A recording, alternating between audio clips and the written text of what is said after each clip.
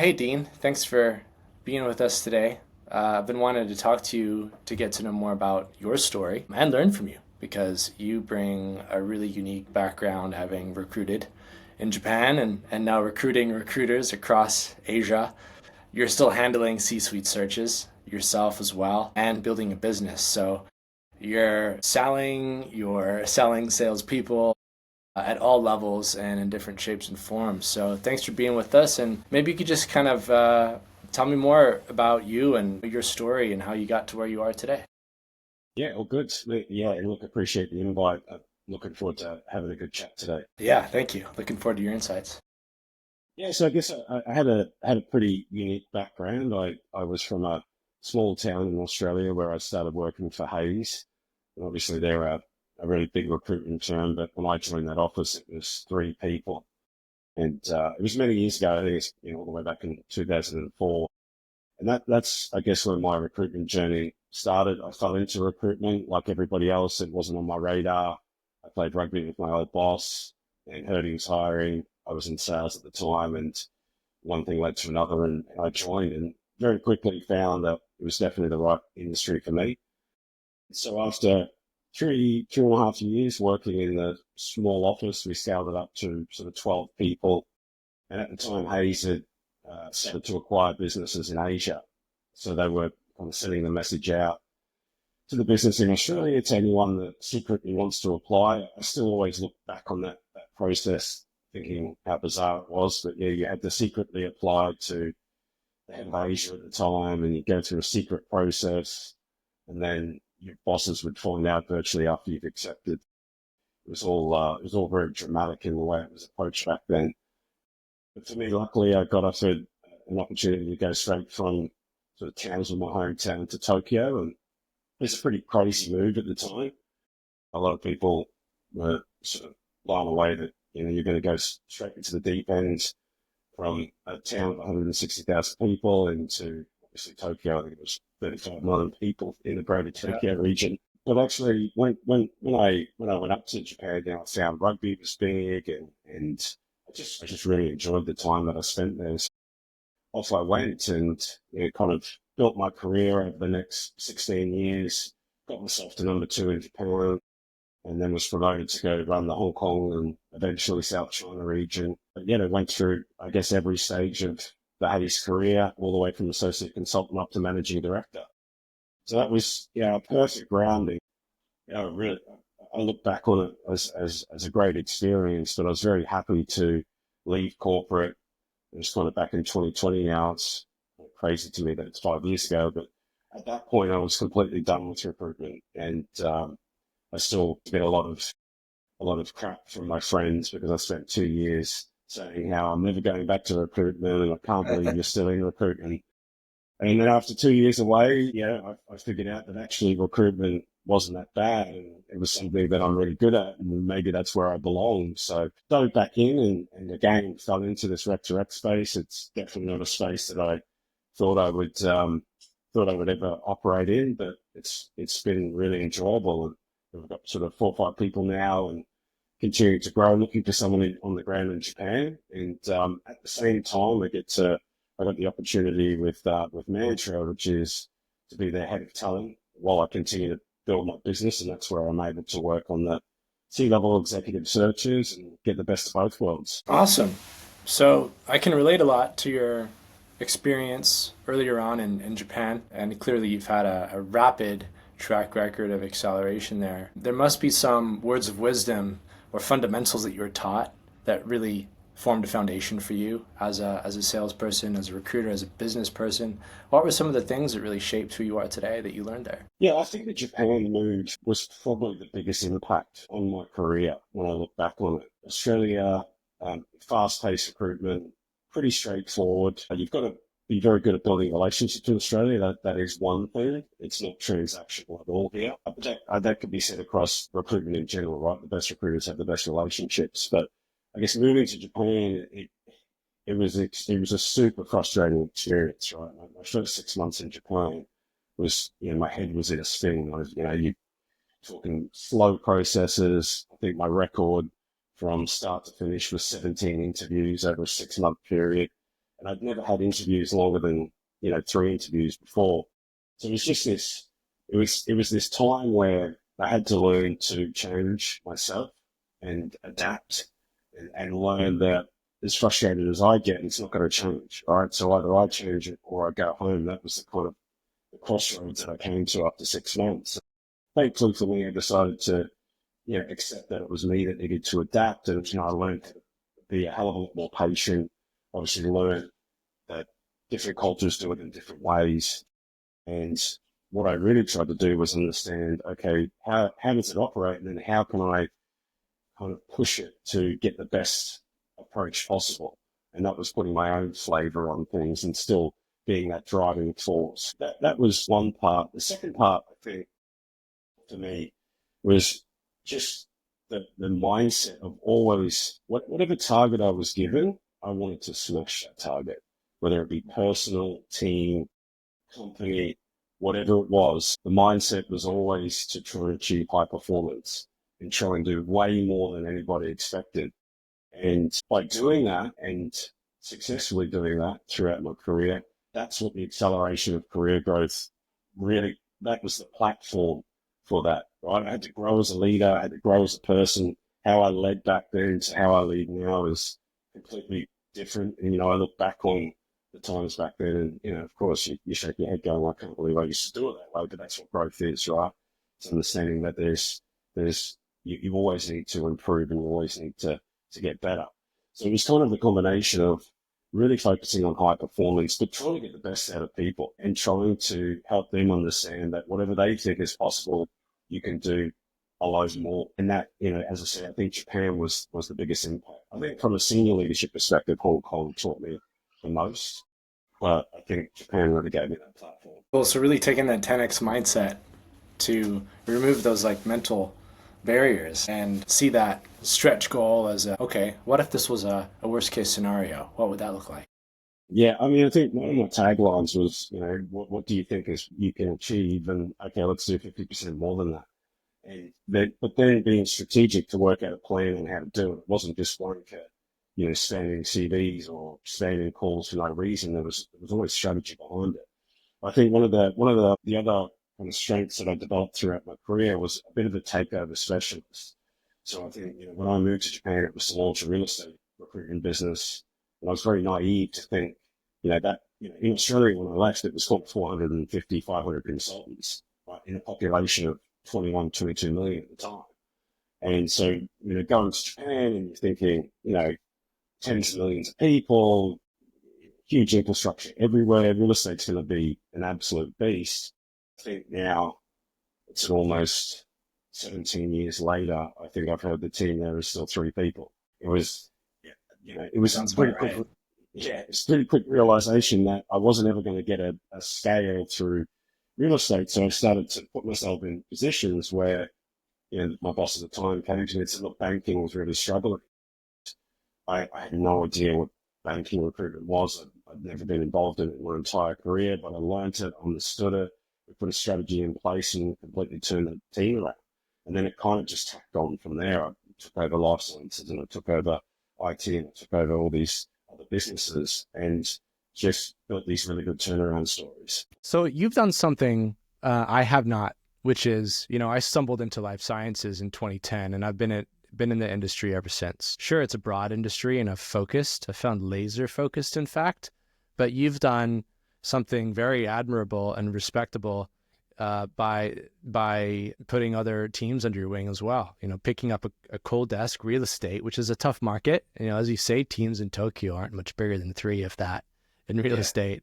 And then you've taken on other teams. So what is that like? What does that cadence look like for picking up another team? What numbers do you look at? What are the key drivers for you? How are you driving teams to achieve performance when you may not understand the content or the subject matter of everything that's going on?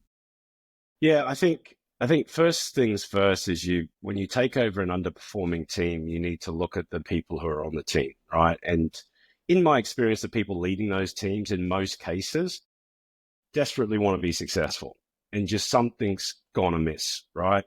And when you're running a team or a business, and this is the same in corporate or even something I've found in starting my own business, sometimes you can just get too emotionally attached And instead of taking a step back and understanding, okay, there's something fundamentally wrong with what we're doing, let's remove the emotion of that and focus on what do we need to do to fix it, right? So from a numbers perspective, look, the billing numbers are normally in the toilet, right? So there's not much to look at in terms of billing, right? You need to look at the team first. Yeah. So from a numbers perspective, when you're not looking at the fees, you already know the fees are in the toilet and not where they need to be. You obviously, my first step always was to review the team, right? Obviously, as I said, most of the cases, the leader on the team wants to be successful. Whoever the senior management was at the time has said, look, we really like this guy or lady.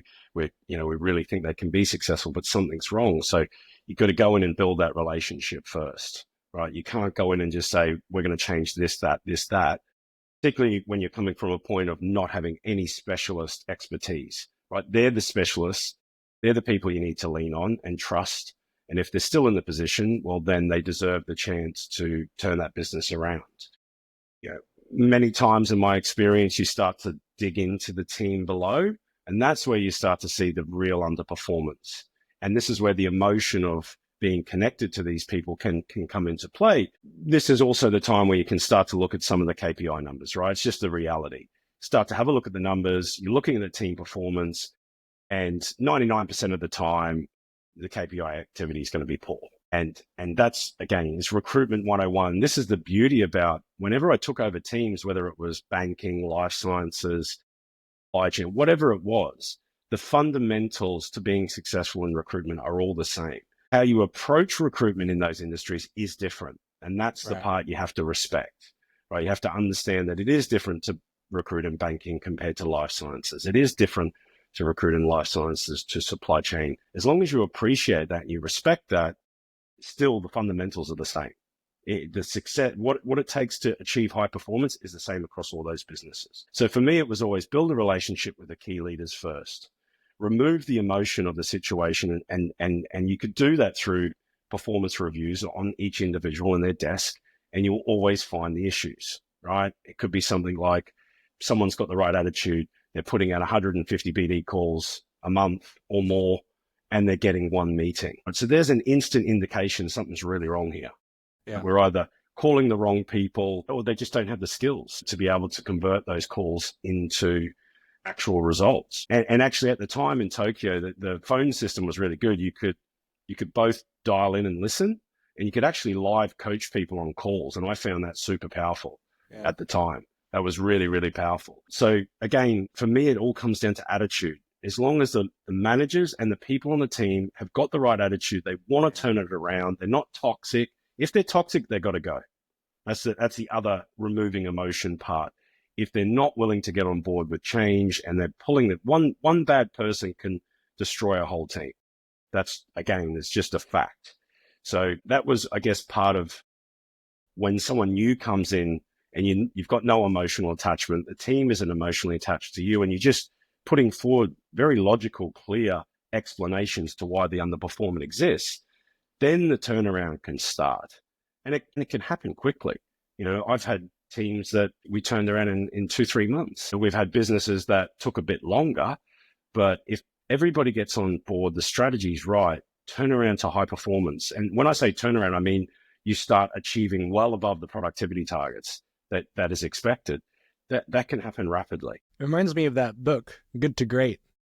Disciplined people, disciplined thought, disciplined action.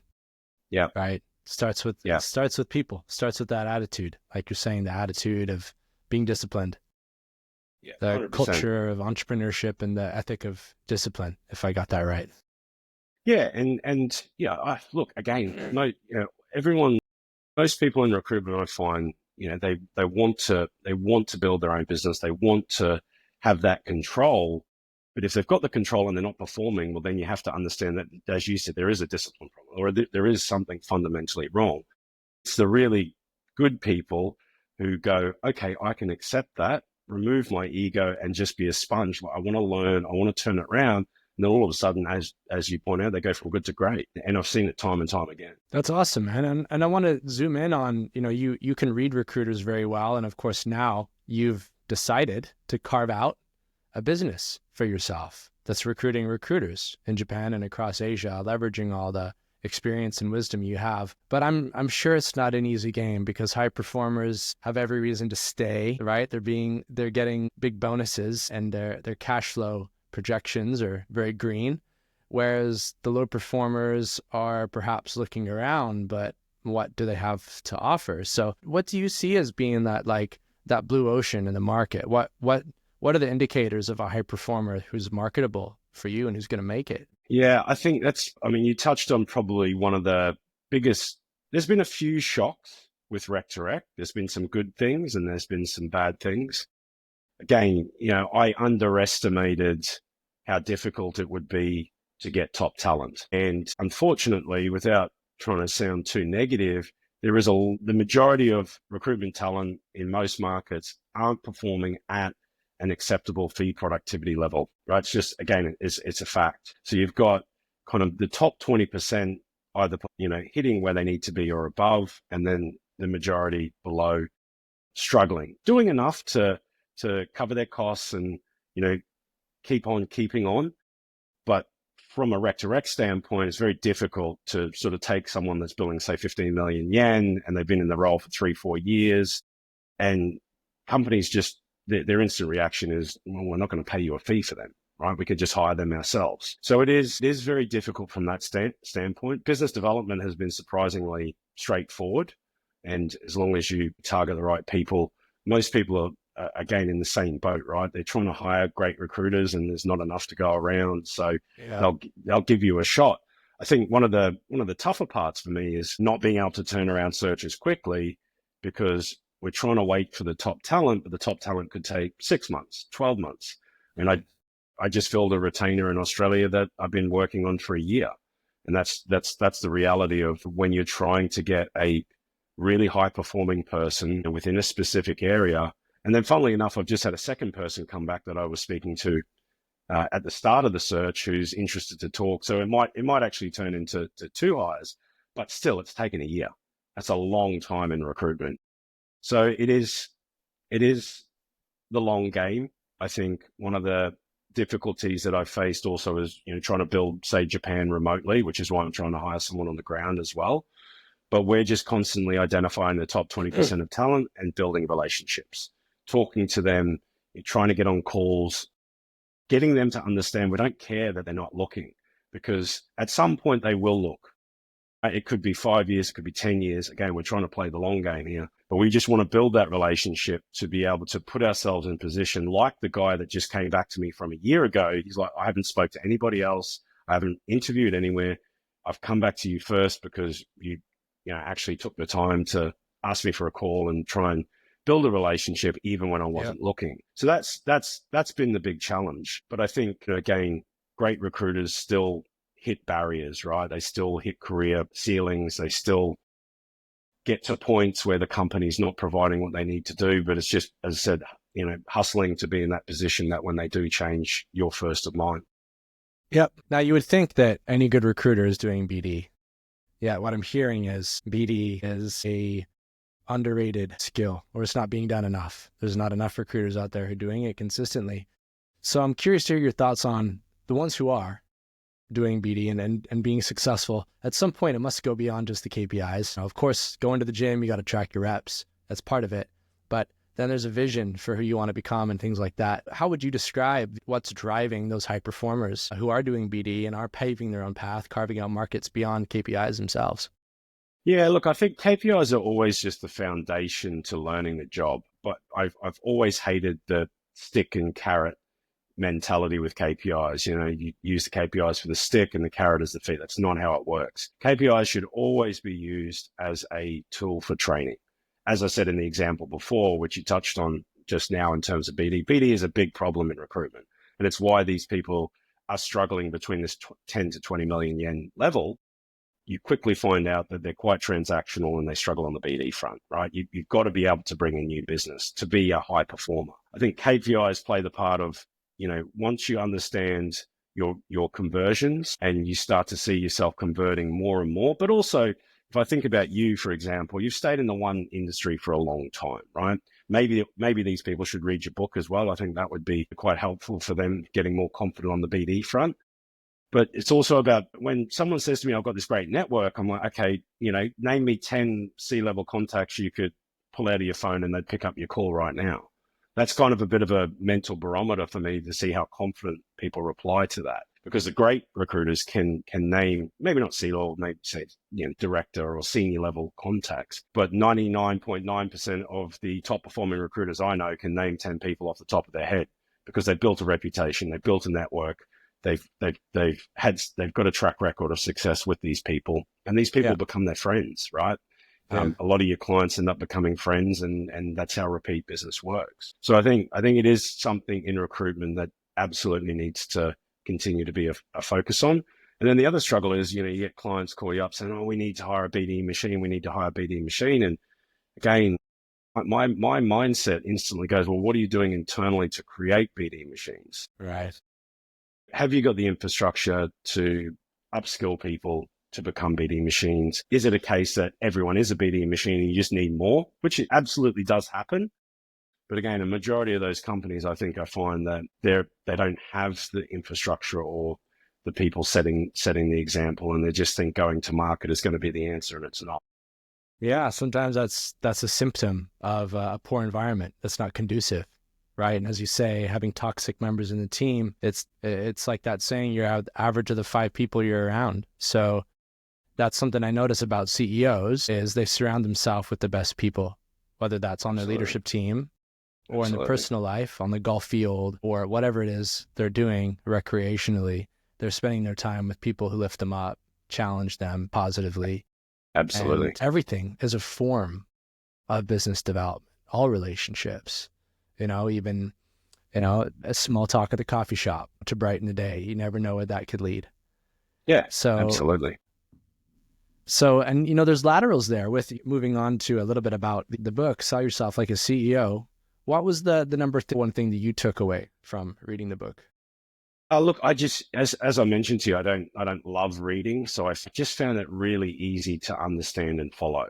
It was really clear. I think you told a great story about yourself, and it was relatable, right? With really good examples of real life situations and stories. And I think that's important. It wasn't written on theory. It was written on your actual experience. So that was the part that I enjoyed the most. And I just think the fact that, you're willing to put yourself out there like you did, that is brilliant. And as I said to you, with this kind of constant battle with business development, I would recommend any recruiter struggling or not struggling to read through it.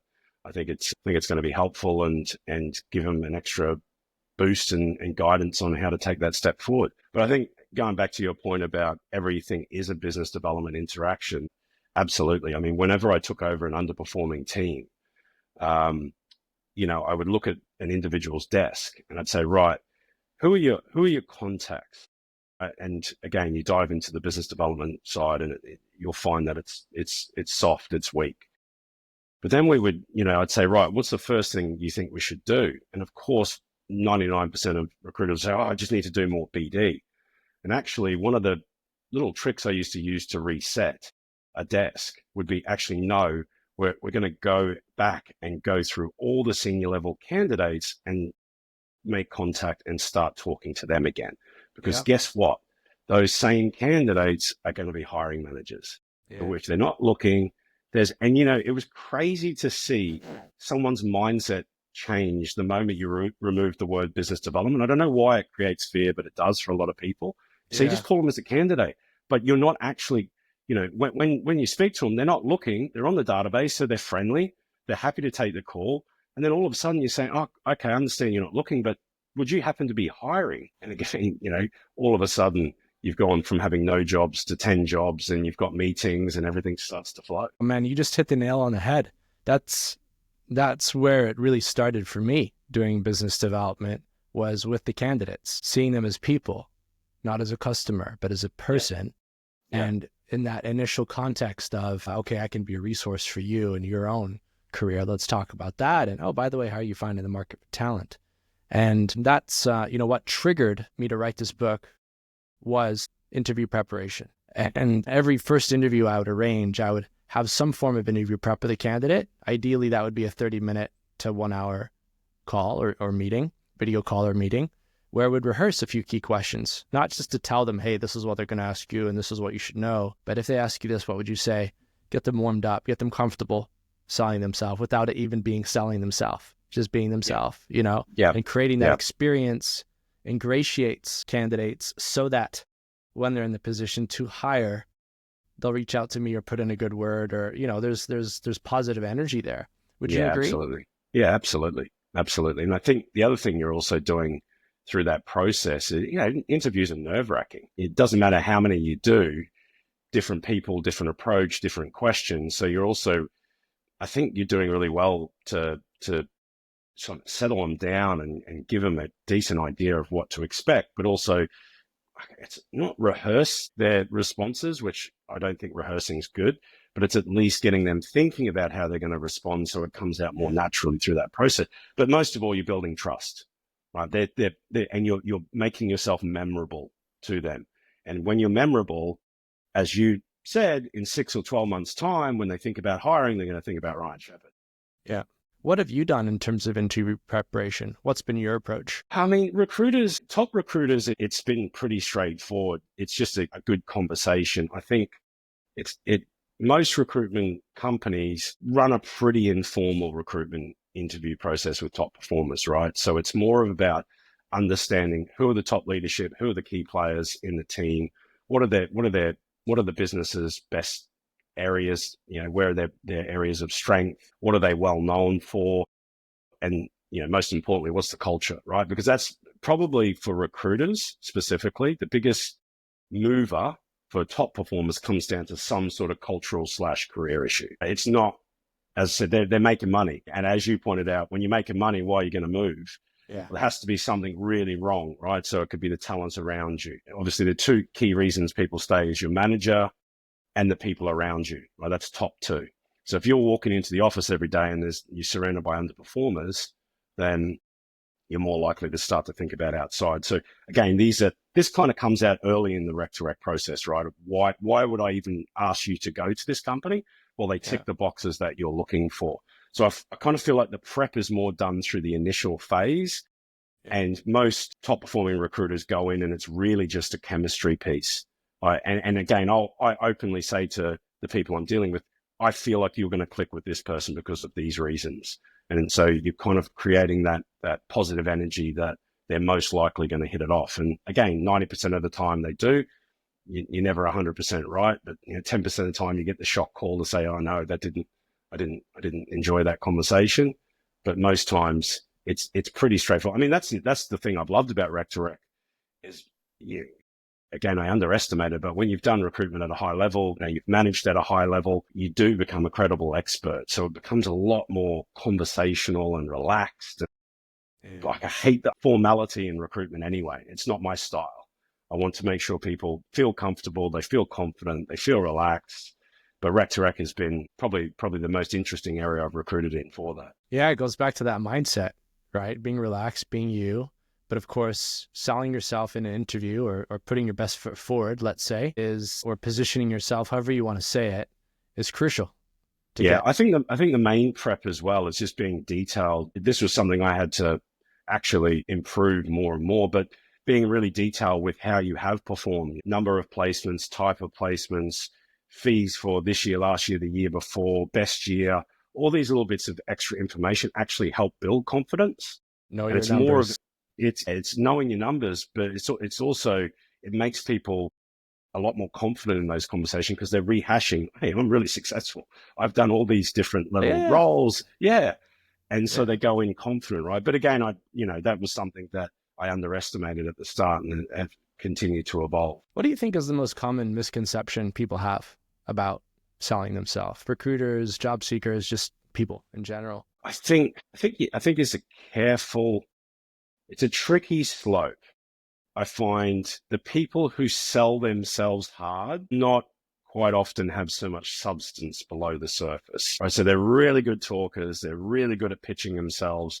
But when you start to dig into the detail, it falls apart, right? And I don't know, it's not as prevalent in rec to rec, but I used to hate when I'd get a call from a candidate and they'd say they nailed the interview. Oh, I nailed the interview. Oh God, I smoked that interview. The failure rate in that scenario was like 80, 90%. You know, you get a call from the client going, no self-awareness, you know, just pitch themselves nonstop, you know, couldn't really back it up. So I think this is probably, it doesn't matter whether it's rec to rec or outside of rec to rec, or it's just for people in general. I think it's always about finding the balance. And we're always fighting to find where the middle is, right? And you'll always be one side of the scale or the other, but it's kind of being able to sell yourself clearly, but back it up with evidence, right? And keep that balance between, but also not just putting evidence and not actually kind of selling your personality in these bits and pieces. So it's always just about finding the middle ground for me. Yeah, no, I'm sure this book's content is a simple refresher for you because you're a professional of professionals in the industry. But is there anything from the book that you wish you had known earlier in your career? I look back so much at my career and think, I wish I had, to be honest, I wish the book existed back then. But again, you know, timing is everything. I think the simple approach to how you structured it was really well done. And I wasn't as structured as what I would want to be back earlier in my career, particularly when I moved to Japan. There was no real estate business. There was no database. I was in a complete spray and pray. So I think, you know, just that advice around being structured, being disciplined, you know, going with the ebbs and flows. I think I lived emotionally way too up and down back then. So I think, you know, your book and these books that give you this type of advice is really just giving you such a great platform for anybody. And as you said, as a refresher, but I did reset a couple of things in my rec to rec business when, you know, I was like, this is actually a really good reminder. Let's go back. Let's simplify things. Let's get more structure. Let's get more clarity and be consistent with it. And because as I said, the struggle with rec to rec for me personally is just the constant struggle to get talent. So you find yourself knee-jerking a lot. Oh, we'll try this. Oh, we'll try that. Oh, we'll try this. And actually, consistency is the key. Gold, man. Love it. Thank you. Is there anything else you'd like to add? No, look, I think, you know, each market's different. I think particularly your book overlaps to lots of different markets and as a platform, right? And so I don't think it's market specific. I think it can be great advice for anybody.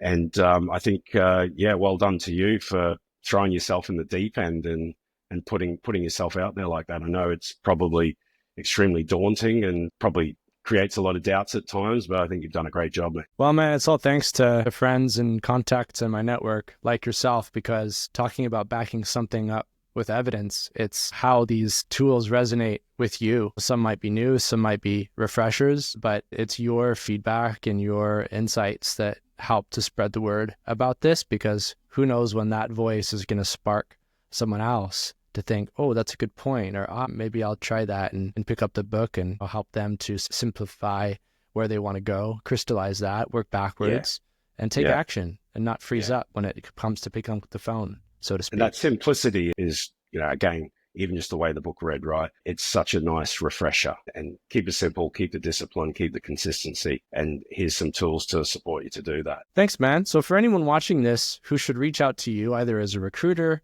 or as a recruitment company, who are the people that should be reaching out to you? What should they know about you? I think, again, from a rec to rec perspective, I've kind of been down an interesting journey. Initially, I only wanted to focus on leadership level roles and contacts. Then naturally, through the business growing rapidly and more opportunities coming through, I kind of made the mistake of spreading myself too thin, right? So we got involved in too many markets. I think we were recruiting across 7 or 8 countries at one point. I was doing all levels because you get referrals and, you know, whether it's junior, senior. So this year I decided to reset. And again, going back to the reminder of simplicity, I personally decided to reset because actually the talent role that I do, you know, I think we did 50 hires last year, right? So there's a lot of volume. There's a lot of work that needs to be done, and I need to find the balance. But you know, my goal is to build this rec to rec business.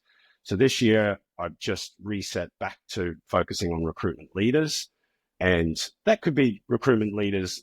I'm talking people who might be an individual contributor, but they've got 8, 10, 12 years experience and are looking for that next step and need some advice around that. The majority of what I'm trying to do this year is also around people leadership within recruitment. And actually, I can't say exactly what it is now. There'll be a new business that I'm launching with a couple of people with a similar profile to myself that would tie into that particular recruitment leadership and growth perspective and optimizing businesses and helping build leadership, scale leadership, improve leadership. That's going to come out in the next few months. I think, long story short, Japan, Australia, Hong Kong, Singapore are our 4 markets. For me personally, I'm really focused on recruitment leaders and people leaders, and the team below is doing a little bit more of a mixture of the levels. But for me, that's the focus for 2025. That's awesome, man. All the best with that. You bring a really unique perspective of having such a broad and deep insight across Asia. And I guess my last question is this is popping up to me right now, but like, where do you see the industry going? With this wide gap between the high performers and everyone else. And then, there's different markets. Japan has an aging population, so it's that next gen of leaders that is an increasing demand and shrinking in numbers because of the low birth rate. And then we have, some companies going back to office. Many already have. And then, a lot of people are using digital platforms to do business development instead of the traditional, 10 a month or 10 face-to-face visits. Where do you see the industry going? What kind of paradigm shifts are you seeing happening? Look, I think recruitment is very good at talking about all these massive shifts. But I mean, we've been talking about AI for 10 years. And it's still, I saw a video yesterday of someone who was at an AI event in Sydney, and they were asked the question, how is AI impacting your business? And basically they answered the question, but the answer was it's not. They're not using it. Like, it was pretty clear. It was complete deflection. I think there's a few things that need to happen. I think, better training and upskill. Like, I could see, if someone really wanted to go after a heavy recruitment training focused business, obviously with a bit of a business development flavor, that could be a massive impact on the business or on recruitment. Because I just, a lot of people are trying to build businesses. It's not just they don't have the infrastructure. Sometimes they just don't have the time. They've got to be bringing in business and revenue to keep the business afloat. And it's easier said to done than go and train 4 or 5 people that you've just hired and things like that. Mm-hmm. So I think it is going through a big shift now. I think one of the interesting things that's happened in the last couple of years is so many people have gone out on their own, a crazy amount. It's just constant. And I'm interested to see what happens in the next kind of 18 to 24 months, because those businesses will go through their honeymoon period like we all do when you launch. And then you'll hit a point where you can't bring in talent, or you're fighting for the talent that everyone's fighting for. I'm interested to see how that kind of startup sort of dynamic plays out. And again, I think there's an opportunity to build some startup community, like some overlapping sort of business that looks after these startup communities and helps them continue to grow and thrive. I think the bigger businesses, I don't know how much they are a place to go for experienced recruiters anymore. The really big businesses, it still tends to be a great place to start your career and maybe a place you move on from a little bit later. But I think the business development piece needs to be fixed. I think you kind of touched on the business that I'm talking about launching, which is really identifying and helping businesses understand how strong their leadership is and how we can help fill those gaps, upskill current leaders, bring through the next wave of new leaders. I think that's obviously something you touched on. It's not only in Japan, it's everywhere. Right? That next wave of recruitment leaders earlier in their career, and they are the future. So there needs to be a lot of work to develop those people and help continue recruitment to go forward. I think it'll be a balance though. Like, again, I hope these tools come in and they remove the mundane tasks and the repetitive tasks that we don't want to do. I think tech has kind of made us all lazy, me included, right? It's easy just to text people versus pick up the phone. At this stage, I still feel like picking up the phone and having conversations are the best way to build relationships. I just hope these tools can maybe identify and help make that process more efficient versus replacing. Like Yeah. I think replacing us as recruiters, maybe it'll happen in our lifetime, probably not, but I still think people want to deal with people.